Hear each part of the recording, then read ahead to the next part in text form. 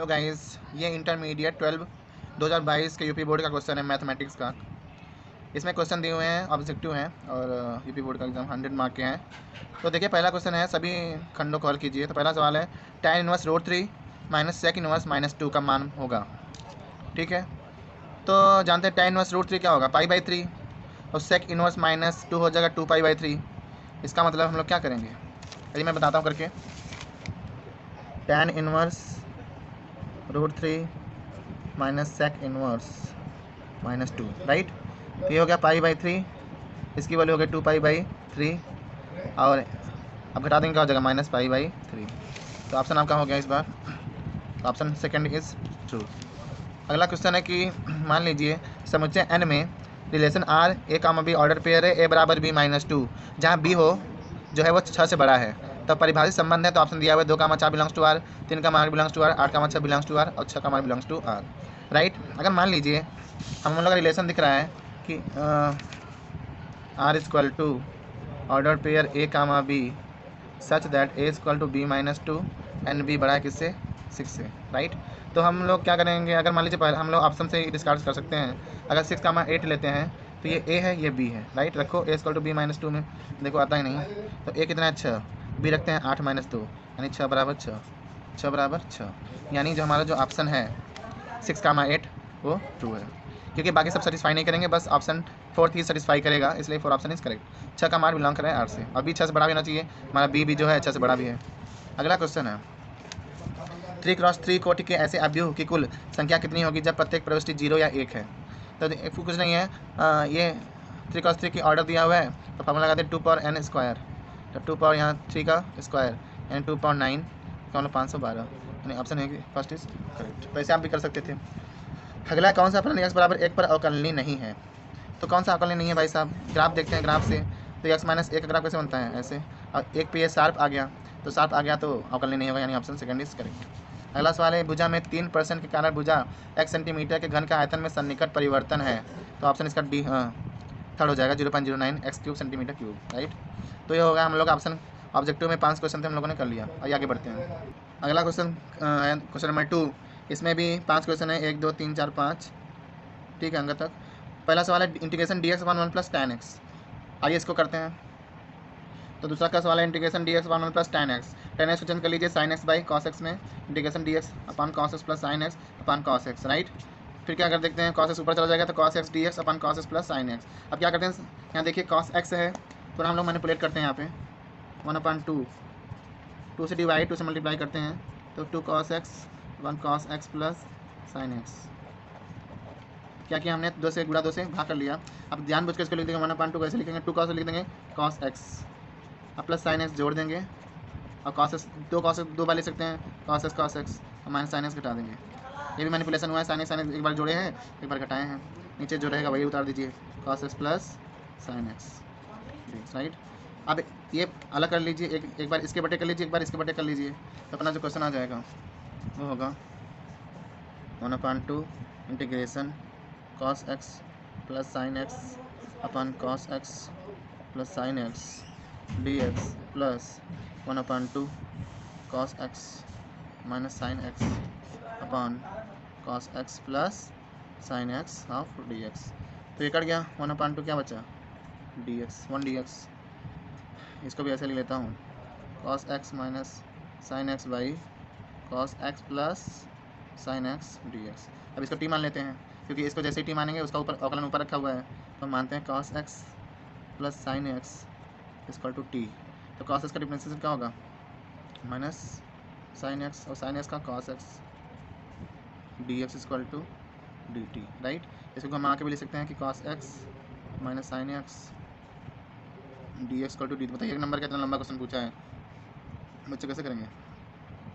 अब 1/2, अब देखते हैं, हम देखिए 1/2 dx, 1/2 यहाँ में लगा लीजिए, इसको क्या लिखेंगे, इसके जगह क्या लिख देंगे dt, और इसको नीचे वाला t मान लेंगे, तो 1/2 ये ds क्या बन चुका है, x + 1/2 log t + c, तो x/2 + 1/2 log t जो माने थे रख दीजिए, क्या मानेंगे, cos x + sin x, cos x + sin x + c।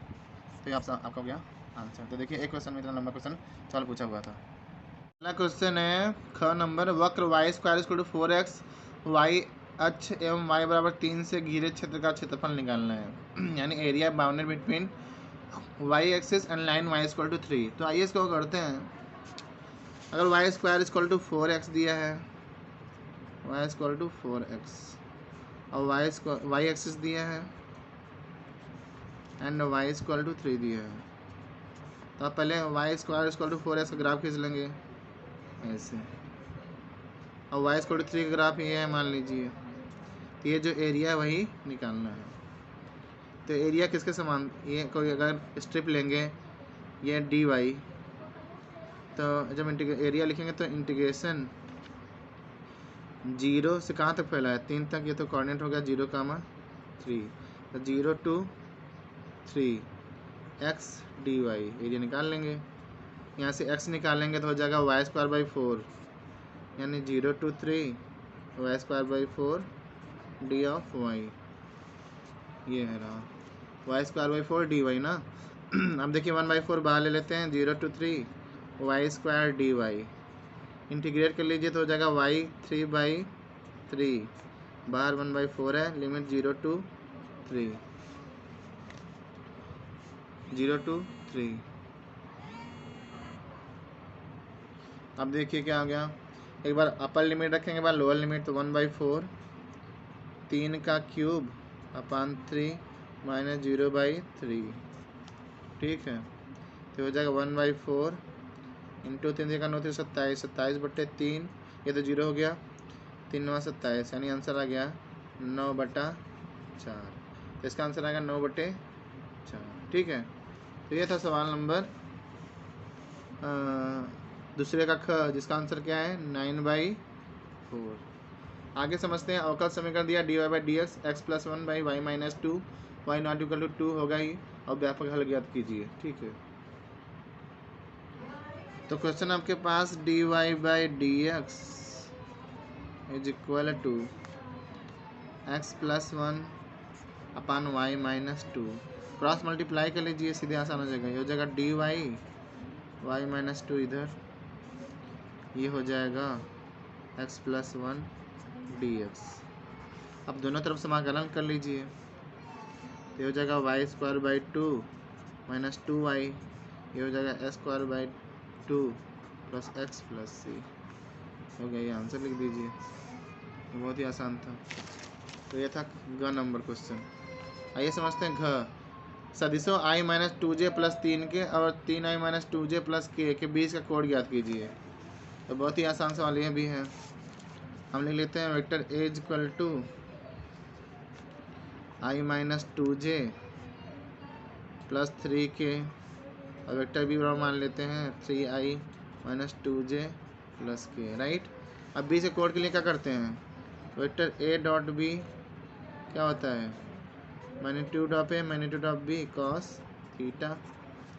तो यहाँ से हो जाएगा cos theta is what vector a dot vector b upon magnitude of a magnitude of B.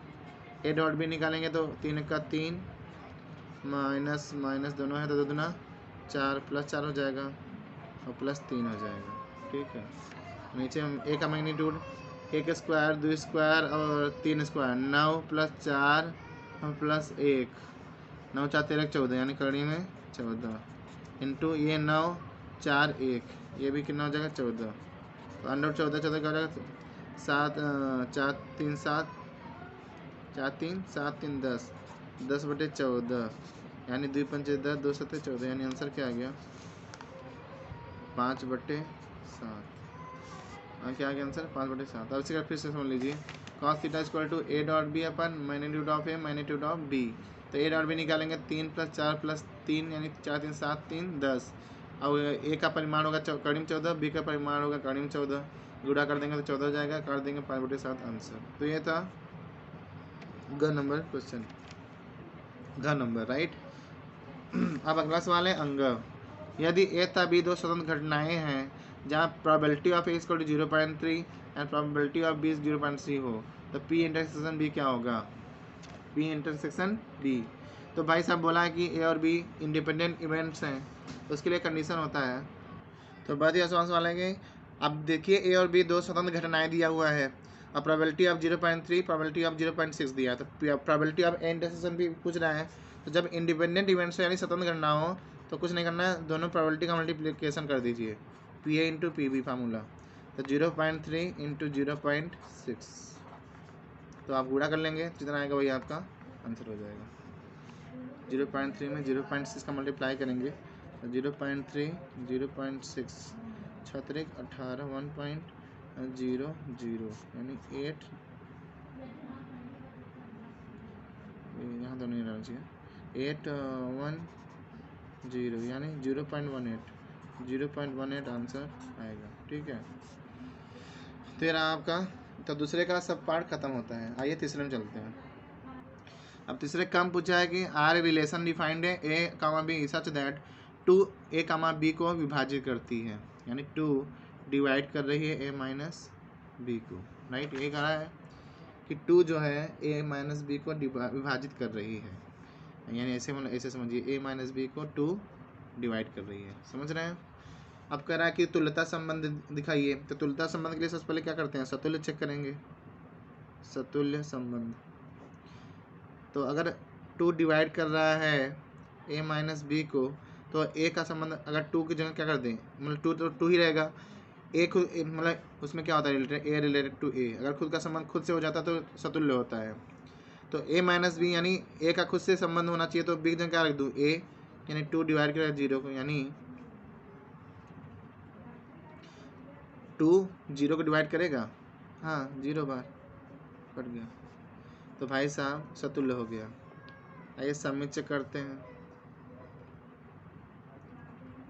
अगर 2 डिवाइड कर रहा है ए डिफरेंस बी को, तो गारंटी है कि ए माइनस बी भी डिवाइड करेगा 2 को, समझ गए।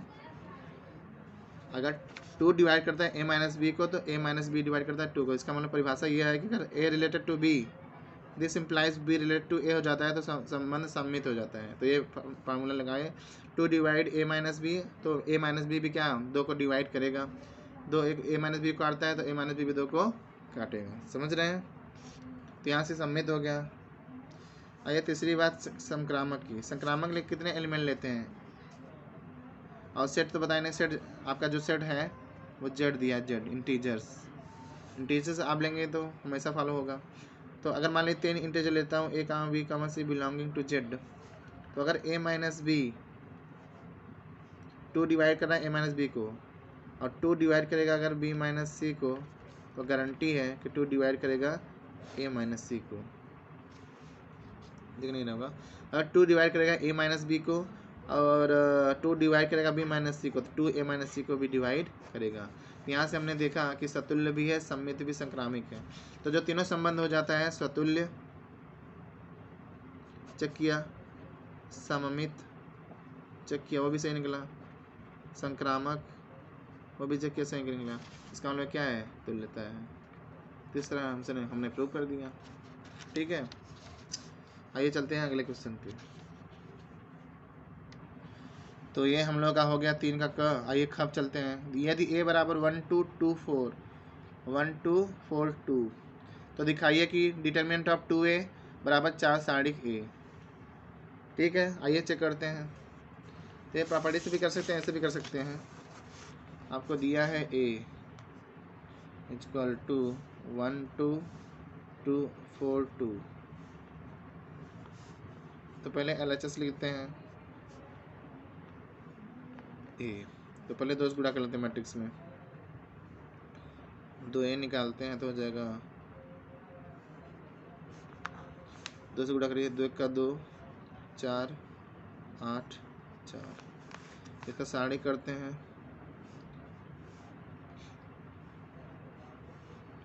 तो सारणी करोगे तो होगा 2 4 8 4, और 4 दूना 4 2 जा 8, 8 चौक 32, 32 में से 8 गया, कितना आ गया, तो आ गया -24, 24 8 32, तो -24 आ गया। तो हमने LHS देखा, -24 आ गया। अब RHS चेक करते हैं, क्या लिखा है, 4 इंटू डिटर्मिनेंट ऑफ ए, यानी 4 और डिटर्मिनेंट ऑफ ए कितना है 1 2 4 2 1 2 4 2।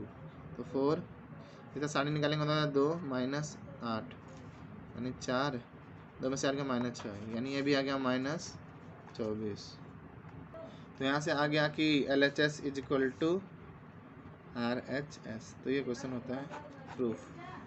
तो बहुत ही आसान सवाल था ये। यहाँ देख लीजिए फिर से ये था, ए दिया था, LHS किए, RHS किए, दोनों -24 आ गया। इसका मतलब क्वेश्चन कंप्लीट यानी प्रूफ हो गया। अगला क्वेश्चन है x सापेक्ष x पावर साइन s का अवकल गुणांक ज्ञात कीजिए जहाँ x > 0 हो। तो x सापेक्ष x पावर साइन s का अवकल गुणांक बहुत ही आसान है, हम इसको लिख लेंगे y = x power sine x। और ये किया जाए y = x⁻, sine of x। दोनों साइड लॉग ले लो तो हो जाएगा log y। और कोई पूछेगा सर लॉग क्यों ले रहे हैं, क्योंकि जब पावर है तो उसको नीचे उतारने के लिए लॉग लेते हैं। तो हो जाएगा साइन x फिर log ऑफ x। अब देखिए यहाँ एक फलन है, यहाँ दो फलन है, प्रोडक्ट रूल लगाते हैं यानी प्रथम फलन इंटू द्वितीय का अवकलन। तो log y का अवकलन क्या होगा 1/y फिर y का dy/dx। यहाँ प्रोडक्ट रूल लगाते हैं तो sine x dy/dx log x plus log x d/dx sine of x। तो ये हो जाएगा आपका, तो ये 1/y d/dx साइन x का कुछ नहीं आगे है तो इसे लिख देंगे log x का 1/x फिर log x ऐसे उतार देंगे log of x sine x का अवकलन cos ऑफ x। तो हम लोग का जो आ गया 1/y dy/dx is equal to sine x/x plus cos x log x। आप y को उधर भेज दिए, आंसर आ जाएगा dy/dx y sine x/x plus cos x log of x। अब यहाँ क्या आ गया, y की वैल्यू रख दो जो था dy/dx क्या था x power sign of x, बाकी पूरा वही कॉपी कर दो, आंसर आ गया। इस तरह हम लोग अवकलन कर सकते हैं यहाँ से, ठीक है। तो आपका ये हो गया, ये हो गया, ये हो गया, घ बचा है। किस अंतराल में फलन f(x = s² - 4s + 6) वर्धमान है यानी इंक्रीजिंग है, ठीक है। और ये इसको करते हैं। तो देखिए वर्धमान का अंतराल पूछा है तो क्या करेंगे, बस एक बार अवकलन कर लेते हैं, f' निकाल लेते हैं तो हो जाएगा 2x - 4। आप अवकलन आता ही होगा आपको।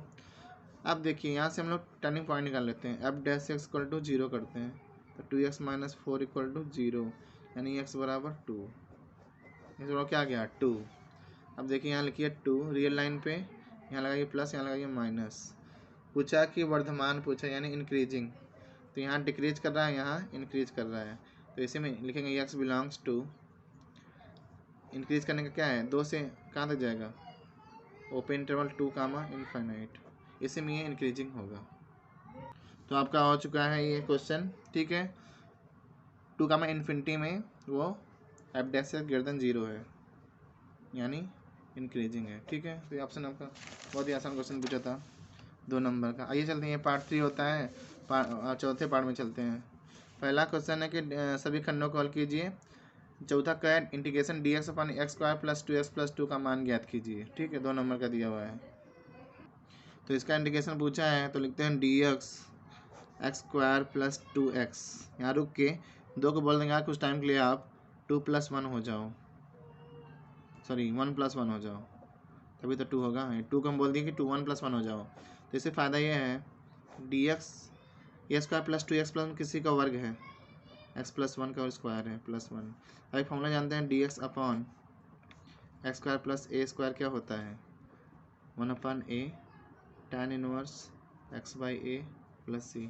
इसे रख दो भाई साहब, तो रखते हैं तो 1/a एक जगह क्या है 1 tan इनवर्स x, एक जगह क्या है x + 1 upon a + c। Answer आ गया tan इनवर्स x + 1, सॉरी यहाँ 1 रहेगा + c। तो ये हो गया आपका आंसर। तो बहुत ही आसान आसान क्वेश्चन पूछा है कि बच्चे तुरंत कर लेते हैं। तो अगला सवाल 3D ज्योमेट्री से बिंदुओं -2, -4, -5 और 1, 2, 3 को मिलाने वाली रेखा की द्विकोसाइन ज्ञात कीजिए। तो द्विकोसाइन निकालना बहुत आसान बात है कि हम पहले ले लेते हैं कि जो पॉइंट दिए उनको हम लिख लेते हैं। ए पॉइंट दिया है -2, 4, 5 एंड बी दिया है 1, 2, 3 और DC निकालना है यानी डायरेक्शन कोसाइन निकालना है। उसके लिए हमें एक फॉर्मूला लगाते हैं x2 - x1 upon AB y2 - y1 by AB और z2 - z1 बाई AB। तो बच्चा पूछा सर x2 - x1 मतलब अगर ये x1 है, ये y1 है, ये z1 है और ये x2 है, y2 है, z2 है, तो इसे हम रख दो यार। x2 - x1 मतलब एक में से -2 गया 3 बटा AB मतलब डिस्टेंस फॉर्मूला लगाएंगे तो इन दोनों का डिस्टेंस निकाल लेंगे तो आएगा आपका करीब 77। कितना आएगा x2 - x1 का whole square plus y2 - y1 का whole square plus z2 - z1 का होल स्क्वायर, तो करीब 77। तो पहला गया 3 बटे करीब में 77 और y2 - y1 करिए 2 में 4 गया -2 बटे करीब में 77। ये हमेशा सेम रहेगा। अब z2 - z1 करना है तो 3 में से -5 गया तो 8 आ जाएगा, तो 8 बटे करीब में 77। ये आपका हो गया द्विकोसाइन। यही आपका क्या हो गया भाई साहब, द्विकोसाइन। तो आप ऐसे कर सकते थे, मिला लीजिएगा आप लोग जो जिसका सही हो। अगला सवाल है निम्न अवरोधों के अंतर्गत z बराबर 3x प्लस 9y का न्यूनतम मान ज्ञात कीजिए। क्या निकालना है, न्यूनतम मान निकालना है। तो बहुत आसान काम है। सबसे पहले हम इसको लीनियर प्रोग्रामिंग के क्वेश्चन है, रैखिक प्रोग्रामन का लास्ट चैप्टर है शायद। तो आइए करते हैं इसको हम लोग जल्दी से। तो सबसे पहले हम लोग टर्निंग पॉइंट निकाल लेते हैं, इसका ग्राफ बनाते हैं x और y। चलिए y अगर 0 रखेंगे तो x कितना आ जाएगा 60 और अगर x 0 रखेंगे तो 3y बराबर 60 यानी 20। x 0 रखेंगे y करना है 20 3 60। अब इसमें इसका वाला बना लेते हैं टेबल, समझ में आओगा। फिर से बताता हूँ टेबल कैसे बना। अगर y 0 करोगे तो x बराबर 60 मिल जाएगा और x 0 करोगे तो y कितना आ जाएगा 20 आ जाएगा। अब इस तरह मतलब y 0 करोगे, अगर y 0 किए तो x आ गया 10 और x 0 करके y आ गया 10। बस और कुछ नहीं करना है। अब ये ड्रॉ करते हैं डायग्राम। पहला कॉर्नर पॉइंट है 60, 0 यानी यहाँ मान लीजिए 60 दिख नहीं रहा है, यहाँ है 60, 0। अगला का 0, 20 वाई एक्सिस पे आइए 0, 20। फिर है 10, 0, 0, 10, 10, 0 यहाँ है 0, 10। तो लाइन खींचते हैं इसको। पहला ये था, दूसरा ये था। अब ये वाली लाइन कर रहा है मैं 60 से नीचे रहूँगा, ये 60 से नीचे x प्लस वाई 3y बराबर 60 वाला ग्राफ है ये। और ये क्या है x प्लस वाई बराबर 10, ये करा 10 से बड़ा रहूँगा, ठीक है। एक लाइन और दी है, तो भूल ही गए। x less equal to y यानी x बराबर y ले लेते हैं तो ये मेरे मूल बिंदु से जाएगा, ये ऐसे जाएगा। This is what x equal to y. तो तीनों ग्राफ हम लोगों ने बना लिया। अब कह रहा है ये कह रहा है 60 से ज़्यादा छोटा रहूँगा, ये वाला यानी कम रहूँगा नीचे आएगा। अब ये कह रहा है 10 से बड़ा रहूँगा तो ऊपर जाएगा। तो हम लोग का जो कॉमन रीजन है, और ये कह रहा है x less equal to y होना चाहिए, तो हम लोग का जो कॉमन रीजन यही है। इसका बोलते हैं फिजिबल रीजन। क्या बोलते हैं, फिजिबल रीजन। जहाँ कटा है वो पॉइंट निकाल लेंगे समीकरण करके तो आ जाएगा 15, 15। कैसे आएगा, जो समीकरण दिए हुए थे उन्हीं को हल करके आ जाएगा। ये था आपका 0, 20 था।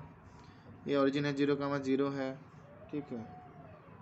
और ये सार का 0 से जान दिया ही है। आइए अब एक टेबल बनाते हैं। तो एक चीज़ समझ में आएगा। यहाँ लिखेंगे कोणीय बिंदु यानी कॉर्नर पॉइंट्स, कोणीय बिंदु। यहाँ लिखेंगे जो दिया है z 3x प्लस 9y।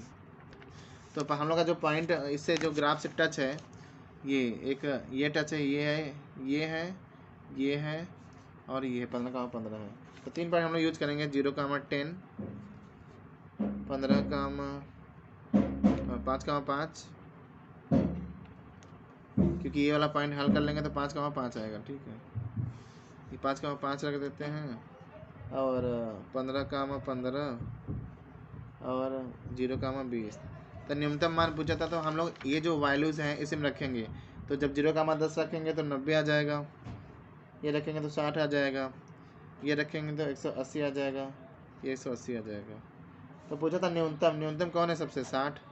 तो इसका न्यूनतम मान क्या आएगा भाई साहब, 60 आंसर है इसका। तो ऐसे आप इस क्वेश्चन को देख सकते हैं और कर सकते हैं। ठीक है, ये लिनियर प्रोग्रामिंग का क्वेश्चन था, एक बार मैं दिखा रहा हूँ आपको अच्छे से। तो आंसर क्या गया, 60।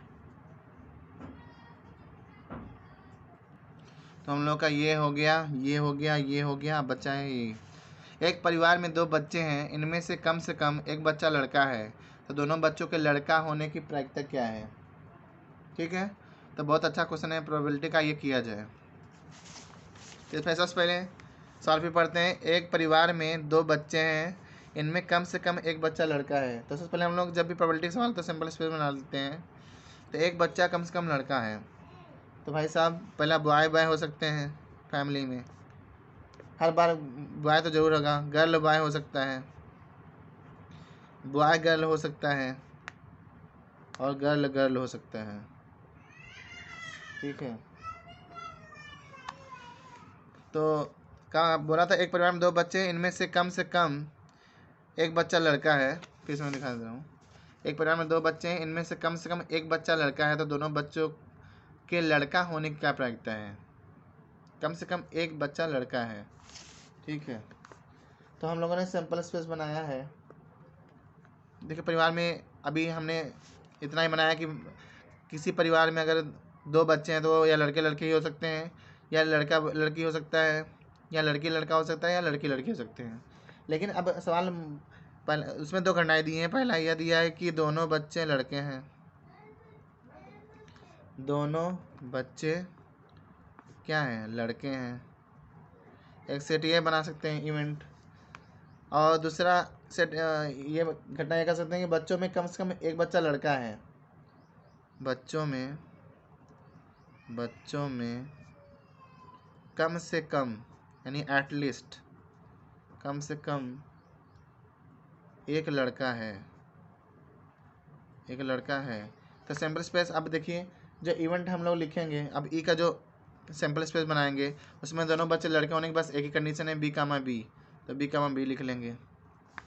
ठीक है, अब बोला है दूसरे इवेंट में बच्चों में कम से कम एक लड़का हो, तो देखिए इसमें भी लड़का है, इसमें भी लड़का है, इसमें नहीं है, तो कम से कम एक लड़के के लिए एफ में कितने एलिमेंट आएंगे, ये इसमें भी लड़के हैं, तो b comma b, g comma b and b, g comma b हो गया, बी कामा जी। तो सेट एफ में कितने एलिमेंट आ गए, 3, और सेट ई में एफ बी 2 एक एलिमेंट। अब अगर ई इंटरसेक्शन एफ निकालते हैं तो दोनों में कॉमन बी कामा बी है, नंबर ऑफ बॉयज़ यानी लड़कों का, तो ये आ जाए सेट बी कामा बी। तो प्रोबेबिलिटी पूछ रहा है, तो अगर प्रोबेबिलिटी एफ निकालें तो टोटल सैंपल स्पेस में कितने लोग थे, 1 2 3 4, सैंपल्स में 1 2 4 एलिमेंट, तो 4 हो जाएगा। और इसमें सेट में कितने एलिमेंट हैं, 3, तो 3/4। प्रोबेबिलिटी ऑफ कितना आ जाएगा, 3/4।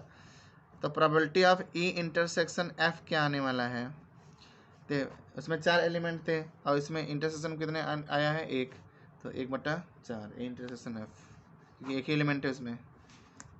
अब देखिए पूछ रहा है कि दोनों बच्चों के लड़का होने क्या प्रायिकता है, तो हम निकालेंगे पी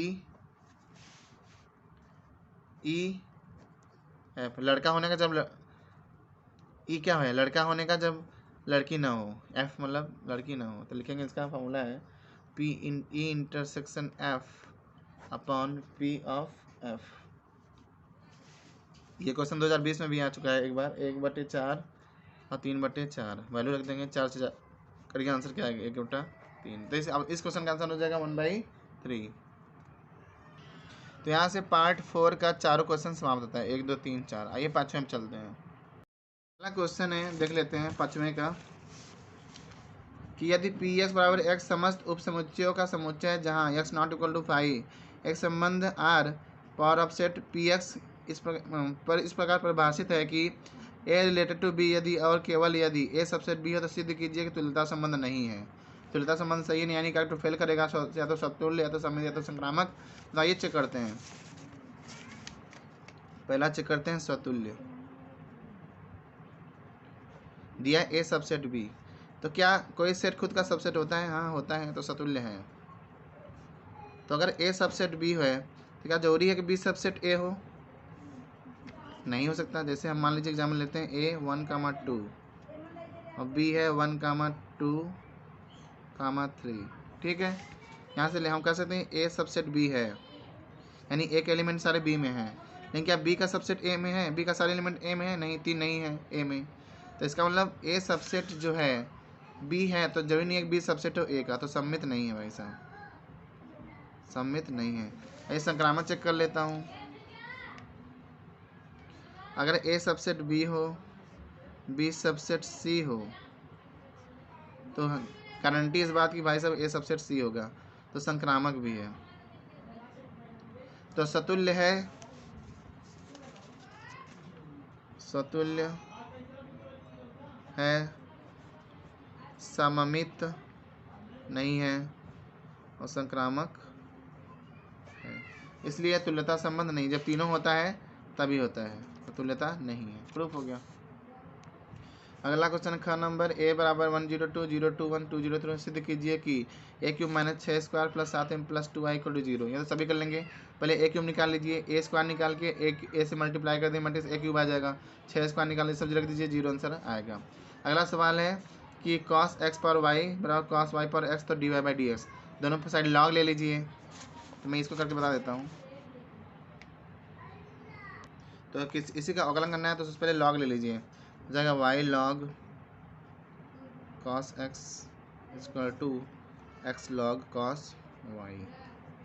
ठीक, अब क्या करेंगे, यहाँ प्रोडक्ट रूल, यहाँ प्रोडक्ट रूल, तो y d over d x log cos x, यहाँ x sorry plus plus log cos x d over d x y. ठीक है, यानी हमने एक साइड का प्रोडक्ट रूल लगा दिया, प्रथम फलन द्वितीय का अवकलन प्लस द्वितीय फलन प्रथम का अवकलन गुणांक। अब इस साइड भी कर लीजिए, x d y d x log cos y plus log cos y d over d x, x लिख दें, एक्स की बारी, दोनों को चलिए सॉल्व करते हैं। तो वाई हो जाएगा इंटू लॉग कॉस एक्स का 1 कॉस एक्स और कॉस एक्स का minus sine x, chain rule.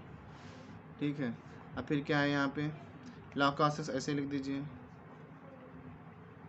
y का हो जाएगा d y by d x, इस साइड आ जाइए। अब x into log cos y 1 cos y और कॉस वाई का माइनस साइन वाई और फिर y का d y by d x plus log एक बार कॉस वाई ऐसे उतारिए, ये है एक्स का 1। बस फिर अब कुछ है नहीं सवाल में, ये हो जाएगा माइनस साइन, यानी minus y tan x plus log cos x d y by d x, हो जाएगा minus x tan y minus x tan y d y by d x plus log cos y. ठीक है, तो d y by d x एक तरफ कर लेते हैं, तो log cos x d y by d x minus plus हो जाएगा x tan y d y by d x, इन सबको एक साइड कर लेते हैं हम, हो जाएगा क्या था ये log cos y, log cos y plus y tan x.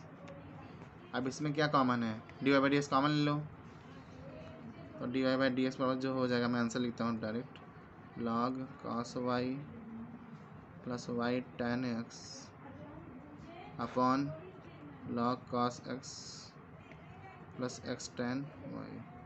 ये हो गया आपका आंसर। तो ये था आपका आंसर, बहुत 5 नंबर का, बहुत ही कठिन नहीं था। ऐसे आप कर सकते हैं, लॉग लेके दोनों साइड आप पूरा कर सकते हैं आराम से, देख लीजिए एक बार अच्छे से। ये रहा आपका आंसर।